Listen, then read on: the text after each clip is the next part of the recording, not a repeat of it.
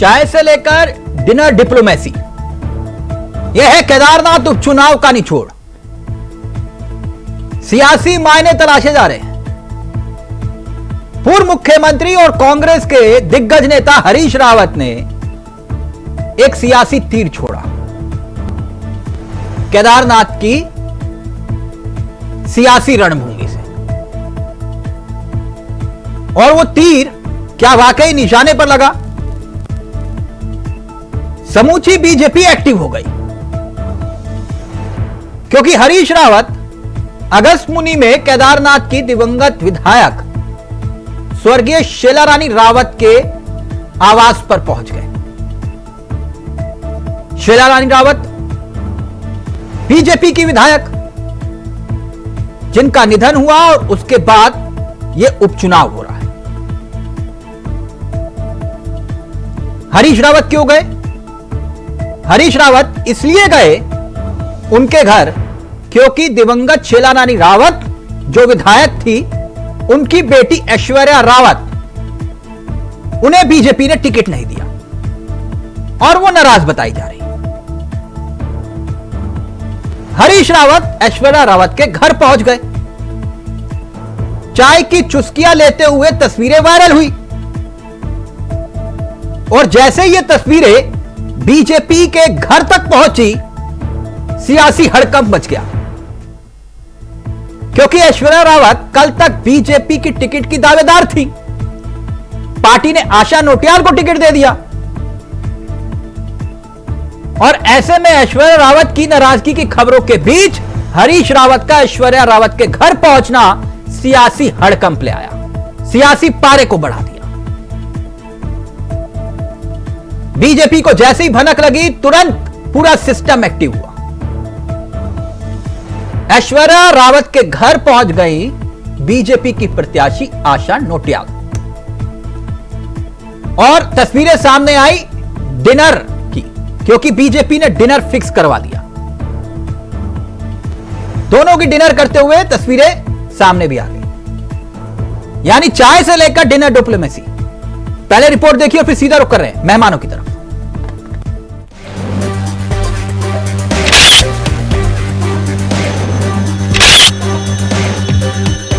केदारनाथ विधानसभा उपचुनाव को लेकर नई सियासी जंग शुरू हो चुकी है। 20 सितंबर को उपचुनाव के लिए मतदान होना है। ऐसे में राजनीतिक दलों ने चुनाव के प्रचार प्रसार को तेज करने के साथ रूठे हुए को मनाने का भी सिलसिला शुरू कर दिया है, क्योंकि उपचुनाव में यही नाराज नेता पूरे चुनावी गणित को बिगाड़ सकते हैं। कांग्रेस भी ऐसे भाजपा के नाराज नेताओं पर डोरे डाल रही है और उन्हें अपने पाले में लाने की कोशिश कर रही है, ताकि नाराज नेता कांग्रेस के साथ आकर चुनाव लड़े। जबकि भाजपा ने अपना पुराना हथियार निकालकर डिनर पॉलिटिक्स के जरिए नेताओं को साधने की सियासत शुरू कर दी है। हम बात कर रहे हैं भाजपा से नाराज चल रही दिवंगत विधायक शीला रानी रावत की बेटी ऐश्वर्या रावत की, जिनके घर पर इन दिनों चुनाव में आ रहे हर नेता की हाजिरी लग रही है। कांग्रेस के पूर्व मुख्यमंत्री हरीश रावत भी दिवंगत विधायक को श्रद्धांजलि देने के लिए उनके घर पहुंचे, और इस दौरान उनकी बेटी ऐश्वर्या रावत से लंबे वक्त तक बातचीत की। इसके बाद दूसरे दिन भाजपा के प्रत्याशी और विधायक आशा नोटियाल और रुद्रप्रयाग के विधायक भरत चौधरी भी ऐश्वर्या रावत से मुलाकात करने पहुंचे और डिनर के बहाने चुनावी राग गाने लगे। ऐश्वर्या रावत और कुलदीप रावत को लेकर बीजेपी इन दिनों टेंशन में दिखाई दे रही है, क्योंकि चुनावी घोषणा से पहले दोनों नेता बीजेपी में टिकट के सबसे प्रबल दावेदार माने जा रहे थे। लेकिन भाजपा ने पुरानी परंपरा को तोड़ते हुए इस बार टिकट देने का काम पूर्व विधायक को किया, इसलिए दोनों नेता नाराज बताए जा रहे हैं। मगर बीजेपी कहती है ऐसा कुछ नहीं है। ऐश्वर्या जी भारतीय जनता पार्टी के कार्यकर्ता है और पूर्व से देहता कार्यक्रम आशा जी उनके यहाँ जाना था। हमारे भरत चौधरी जो विधानसभा के संयोजक वहाँ गए। अब हरीश रावत जी को शैला जी की मृत्यु के बाद इतने दिन बाद संवेदना याद आ रही है चुनाव के समय पे, तो मैं कुछ ना कुछ कहने की स्थिति में नहीं हूँ। लेकिन ठीक है, संवेदना देने का भी समय होता है, लेकिन चुनाव के समय अगर वो उनके घर पर जाकर संवेदना को उन्होंने व्यक्त किया, वो भी स्वागत योग्य है। जबकि दूसरी तरफ कांग्रेस को उम्मीद है कि भाजपा में जिस तरीके से अंतर्कलह चल रही है वो बीजेपी के लिए खतरनाक साबित होगी और कांग्रेस को चुनाव जीतने में मदद हासिल होगी।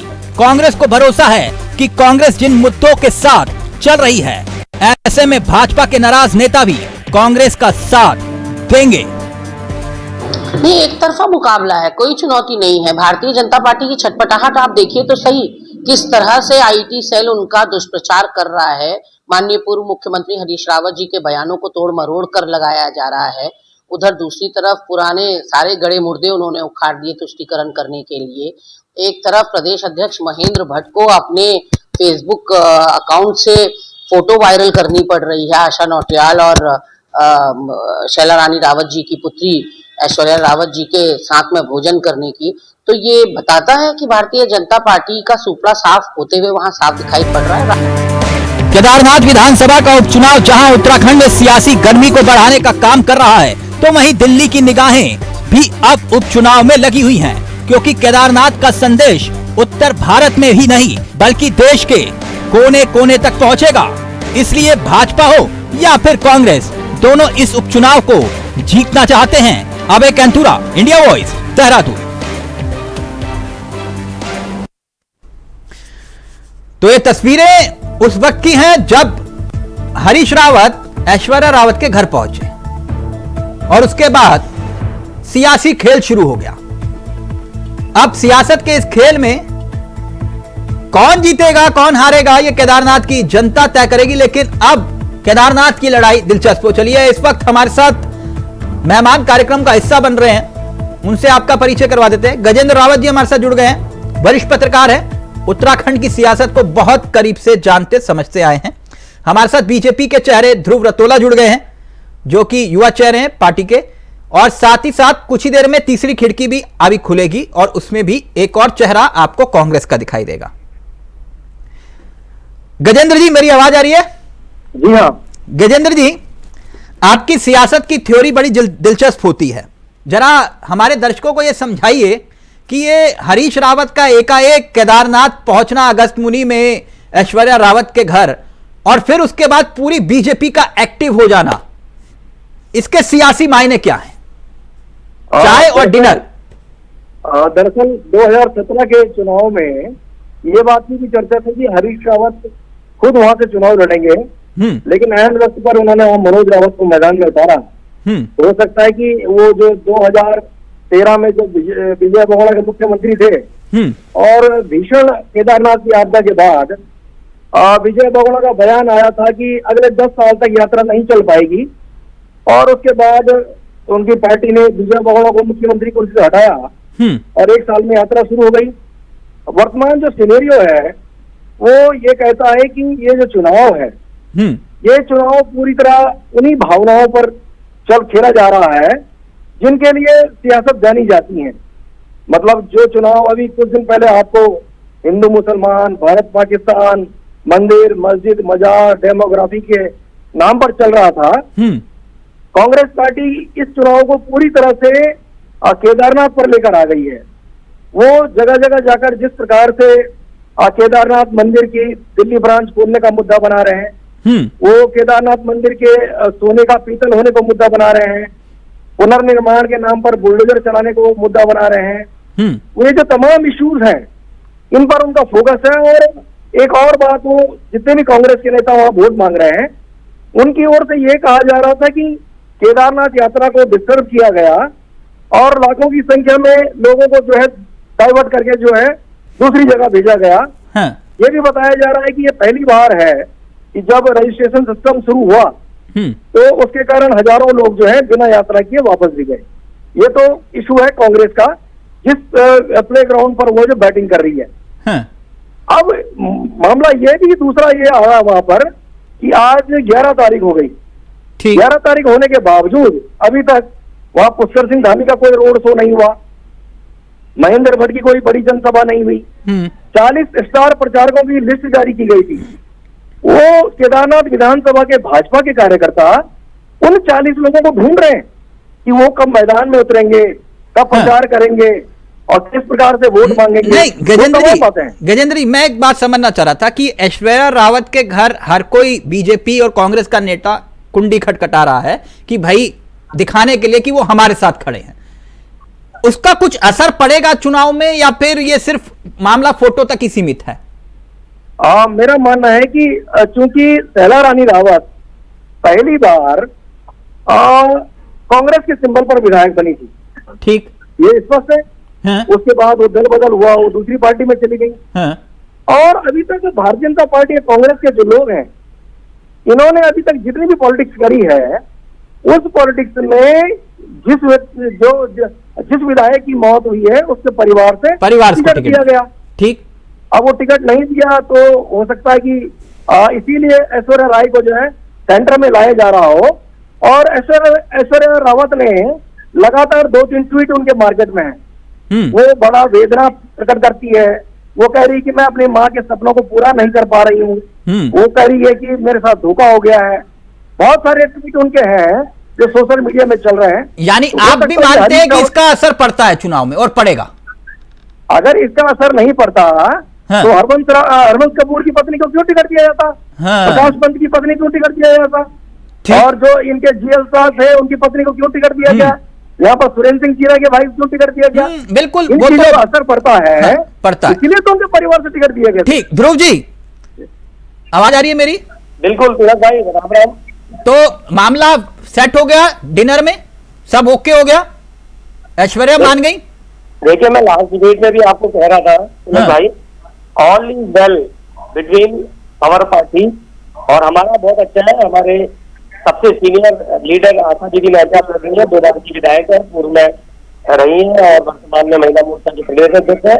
और हम धन्यवाद देते हैं पार्टी के प्रत्येक कार्यकर्ता भाई कुलदीप रावत का और हमारी छोटी बहन ऐश्वर्या का कि वो पूरे तन मन मनोयोग नहीं, वो मैनेज करने के मामले में तो आप, उसमें तो कोई दो राय नहीं। वो तो मैंने तब भी कहा था आपसे कि आप मैनेज तो आप आधे घंटे में भी कर लोगे। लेकिन ध्रुव जी, मेरा सवाल ये था कि ऐसे तो मैनेज आपने हरक सिंह रावत को भी कर लिया था। वो डिनर खाते हुए साथ में फोटो आई थी और मुस्कुराते हुए, बिल्कुल है हरक सिंह रावत ठहाके लगाते हुए, आपने कहा सब कुछ मामला फिट हो गया। और अगले ही दिन गाड़ी सीधा रुकी, रायपुर से होते हुए, धर्मपुर से होते हुए और सीधा दिल्ली। स्टॉपेज था वहां, रायपुर में स्टॉपेज था, लेकिन रायपुर वाले बैठे नहीं, उन्होंने कहा नहीं मामला वहीं दिल्ली करेंगे तो बेहतर रहेगा। तो आप तो मैनेज तो कर लिया आपने, लेकिन वो मामला हो पाएगा या नहीं? क्योंकि गजेंद्र जी बता रहे हैं कि इसका इफेक्ट पड़ता है। तभी तो हरीश रावत जी गए भाई, श्रद्धांजलि देने तो पहले भी जा सकते थे ना। और उनके साथ जो धोखा हुआ 2016 में उनके मुताबिक, उसमें तो आशा नोट अपना जो शैला रानी रावत जी, उन पे तो कभी भरोसा टूटा नहीं था हरीश रावत जी का। वो तो उसी वक्त टूटा जब उनको पता चला कि नहीं, यहां तो मामला कुछ और भी है। देखिए गजेंद्र भाई, अभी मैं माननीय युवा यशस्वी योग्य मुख्यमंत्री भाई पुष्कर सिंह धामी को सुन रहा था आपके समय भी, और जिस तरीके से मुख्यमंत्री जी ने बागडोर संभाली है, हमारे संगठन के सर्वोपरि नेता महेंद्र भट्ट जी है और अजय जी समेत पूरी हमारी बात टीम काम कर रही है। प्रत्येक बूथ स्तर का कार्यकर्ता मजबूती से कार्य कर रहा है और एक शांत स्वभाव का, सरल स्वभाव नहीं, वो बूथ स्तर पर आपके स्टार प्रचारक कहाँ हैं? वो गजेंद्र जी यही तो पूछ रहे हैं, कह रहे हैं कि कोई नहीं है वहां। आप पूरा सुनिए। आसान नौटियाल जी बहुत ही परिपक्व लीडर है, बहुत ही सुरीली नेता है और सबको साथ लेकर सबको जोड़कर करने वाली नेता है। और बाबा केदार तो फिर वो स्टार प्रचारकों की लिस्ट क्यों बनाई थी आपने? और हम तिलक भाई, गजेंद्र भाई हमारे पुराने साथी है, पुराने पत्रकार साथी है। मैं आप दोनों पत्रकार भाइयों को पत्रकार के नाते कह रहा हूँ, बहुत ही अच्छे मार्जिन से हम बाबा केदार जी के आशीर्वाद से ये चुनाव फतह करने जा रहे हैं और भारतीय जनता पार्टी, ठीक है, यानी आप ठीक है। अब बद्रीनाथ में भी आपने कहा था। खैर, आशीष जी हमारे साथ जुड़ गए हैं, कांग्रेस के चेहरे। आशीष जी, आवाज आ रही है मेरी? आज आ रही है। आशीष जी, हाँ जी, ये हरीश रावत जी क्यों कुंडी खटखटा रहे हैं ऐश्वर्या रावत जी के घर की, कि भाई क्या संदेश देना चाह रहे हो? देखिए, संदेश तो चाहे जो भी हो, लेकिन मैं आपको ये बताना चाहूंगा कि आपके अंदर इतना अच्छा माहौल, अनएक्सपेक्टेड, मतलब आप ये देखें कि भाजपा का बहुत बुरा हाल हो चुका है। वहां पर ये भी किसने बताया, मैंने पूरा सुना नहीं, नरेंद्र जी ने किसी ने बोला इस बात को, अगर बोला है शायद, मैं उनकी डिबेट सुनी नहीं, लेकिन वहां इनका कार्यकर्ता दिख ही नहीं रहा है।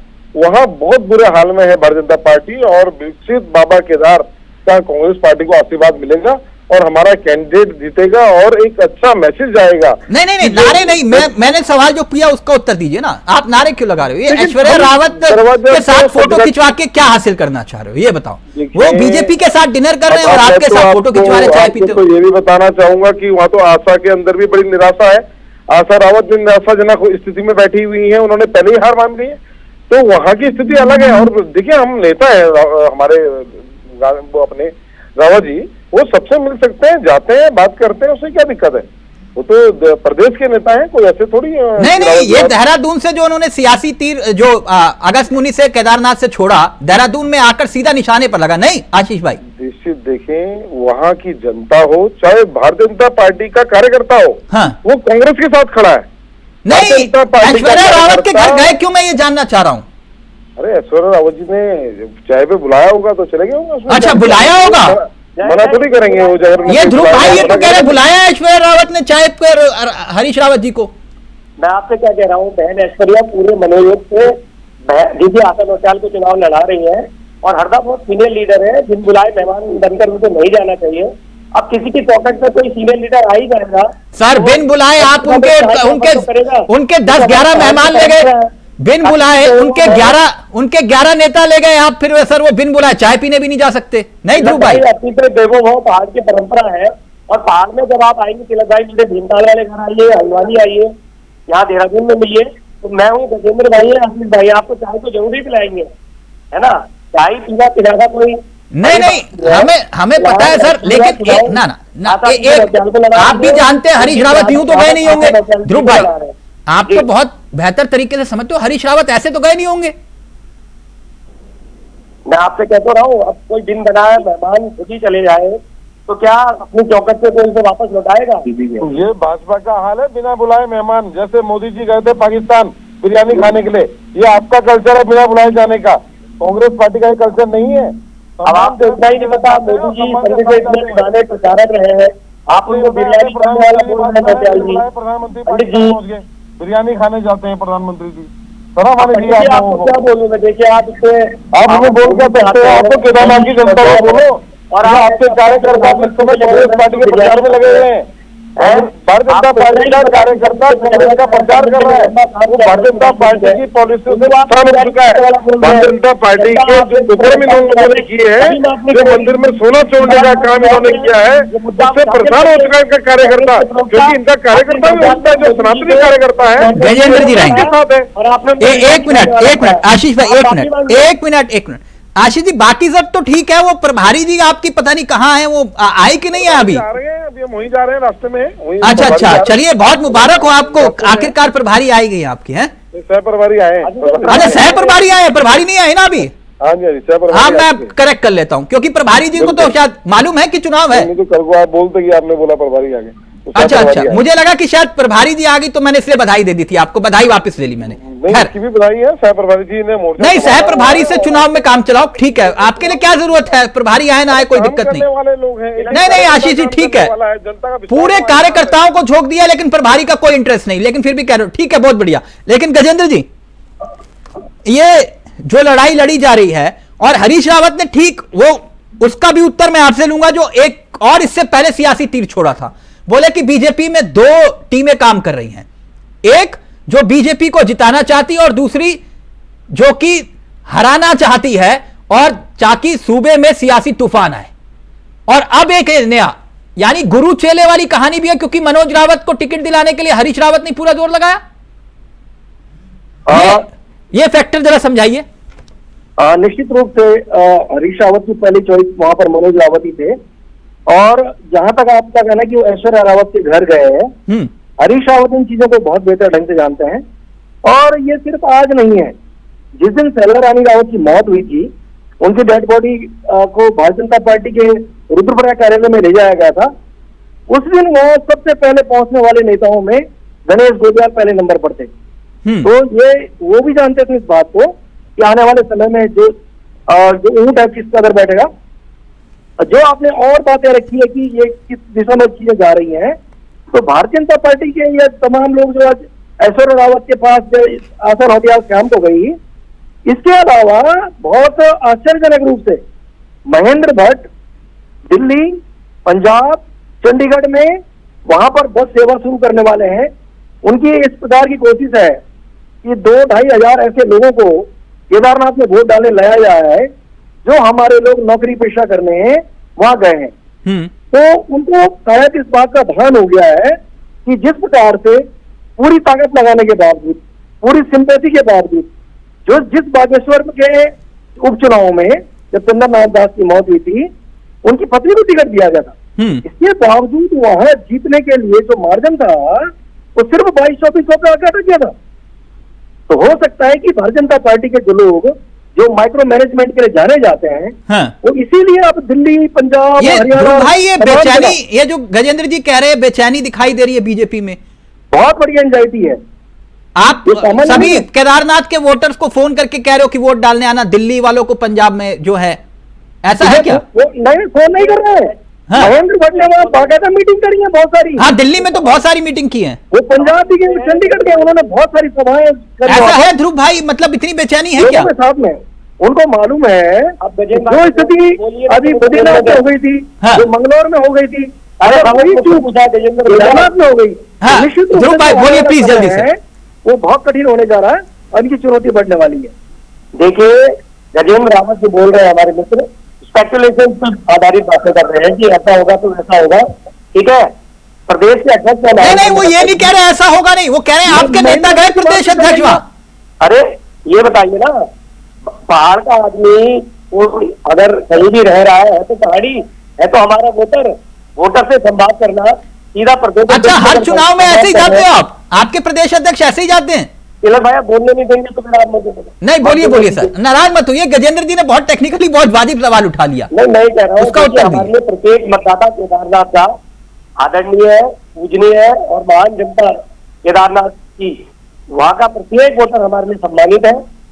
किसी भी जाति, धर्म, वर्ण से ऊपर चर्च बाबा केदार के साथ, हमारी प्रत्याशी आशा नौटियाल जी के साथ हम उनसे जरूर निवेदन करेंगे। आपके चैनल बहुत लोकप्रिय चैनल है, इसके माध्यम से भी व्यक्तिगत मैन टू मैन जो हमारा संवाद होता है, जिस तर्ज पर हम हरियाणा का पूरा विधानसभा चुनाव जिस जो बात गजेंद्र जी ने कही, वो बात उसका उत्तर दीजिए ध्रुव जी। एक वोटर से संवाद करेंगे और आशा दीदी के लिए वोट मांगेंगे।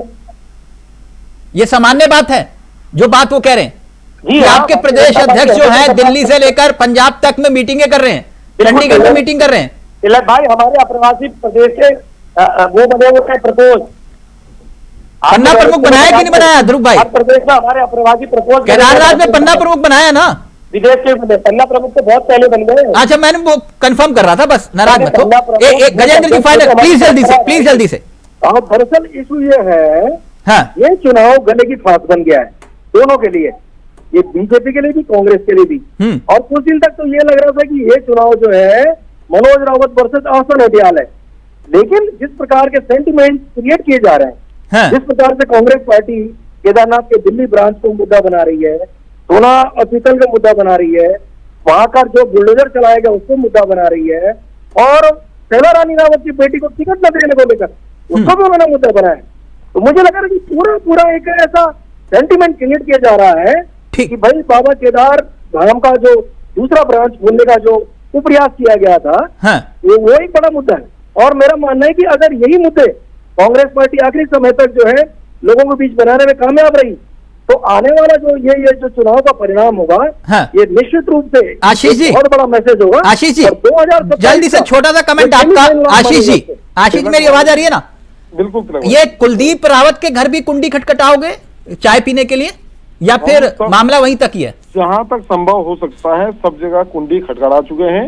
हाँ। और निश्चित वहाँ का पूरा भाजपाइयों का समर्थन तक हमारे साथ है। अच्छा, भाजपा में जो सही लोग हैं वो कह रहे हैं हम चोरों के साथ नहीं रहेंगे, जो सोना चोरी करते हैं उनका साथ नहीं देंगे। अच्छा, कांग्रेस का समर्थन मिल जाए तो अभी पहले वो ले लो। पहले आशीष भाई, कांग्रेस इकट्ठा रहे, हमारे सब एक है, आपने देखे होंगे, आप उनकी चिंता ना करें। हमारा कांग्रेस का एक कार्यकर्ता तन मन नहीं, मैं क्यों चिंता करूंगा सर, वहां तो कांग्रेस ही चिंता कर रहे हैं कि कांग्रेस को कांग्रेस ही हरा देते हैं। अरे ये नहीं हो गया सब देखिए, भाजपा ही हरा रहे हैं। वक्त इजाजत नहीं दे रहा। Thank you so much Gajendra ji, Ashish ji और ध्रुव भाई, माफी चाहूंगा, वक्त इजाजत नहीं दे रहा। बहुत बहुत शुक्रिया आपका। तो ये सियासी जंग बेहद दिलचस्प मोड़ पर आ गई है, और अब आगे देखिए होता है क्या, लेकिन इतना जरूर है, ये लड़ाई अब आर पार की है। नमस्कार, जय हिंद, जय भारत, जय उत्तराखंड।